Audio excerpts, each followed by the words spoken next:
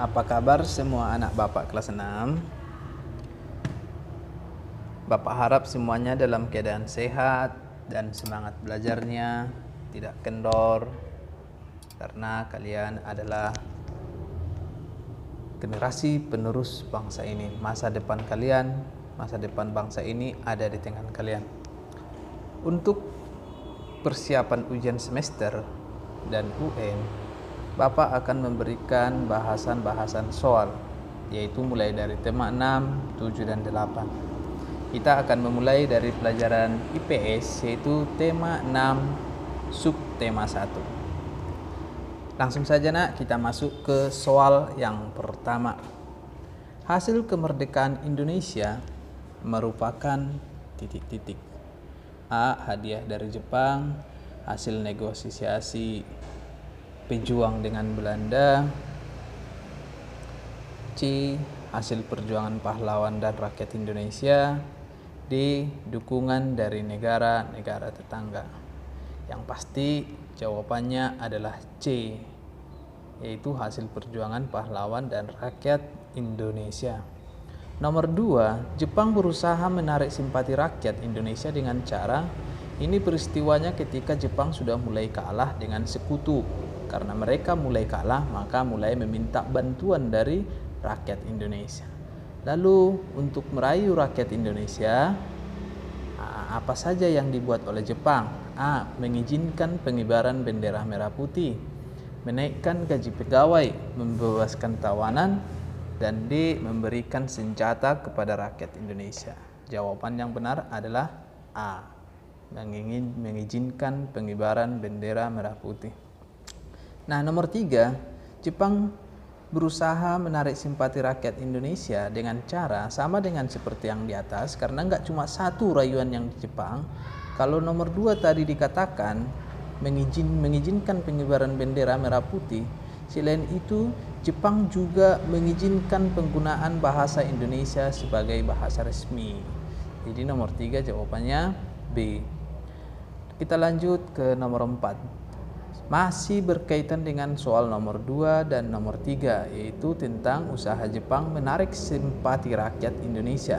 Cara lainnya yaitu dengan menjanjikan kemerdekaan kepada Indonesia dengan membentuk BPU, PKI, dan PPKI. Ya, jadi jawaban nomor 4 adalah C. Kita lanjut nomor 5. Berakhirnya Perang Dunia Kedua ditandai dengan kalahnya Jepang terhadap sekutu pada tanggal A. 8 Agustus 1945, B. 12 Agustus 1945, C. 14 Agustus 1945, D. 16 Agustus 1945. Jawaban yang tepat adalah C. Jepang menyerah kepada sekutu pada tanggal 14 Agustus 1945. Nomor 6, Soekarno menolak desakan Sultan Syahrir dan golongan muda untuk segera memproklamasikan kemerdekaan dengan alasan, ini si Sultan Syahrir adalah orang yang pertama tahu kekalahan Jepang pada tanggal 14 Agustus 1945, sedangkan yang lain tidak tahu, sehingga dia bicara sama Soekarno, Soekarno menolaknya. Ya, karena apa? Ayo coba baca nak. Apakah yang A, golongan muda belum tahu apa sehingga tak perlu didengar? Soekarno takut dengan Jepang, Jepang belum kalah dengan sekutu padahal sudah kalah. D. Soekarno menunggu keputusan sidang PPKI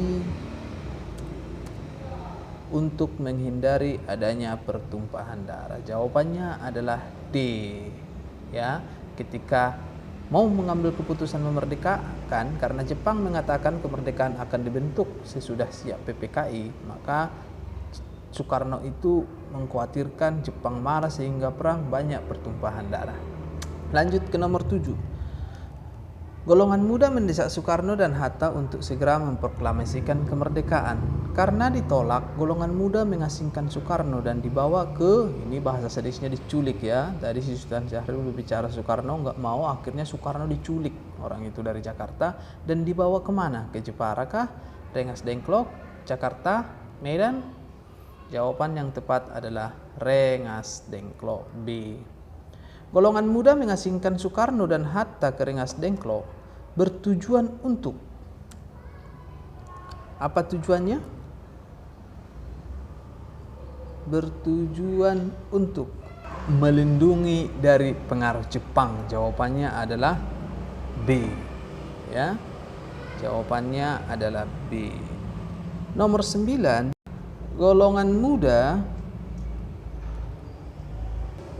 Soekarno dan Muhammad Hatta kembali ke Jakarta untuk menyusun teks proklamasi di rumah A. Soekarno, B. Muhammad Hatta, C. Sayuti Melik, D. Laksamana Maeda.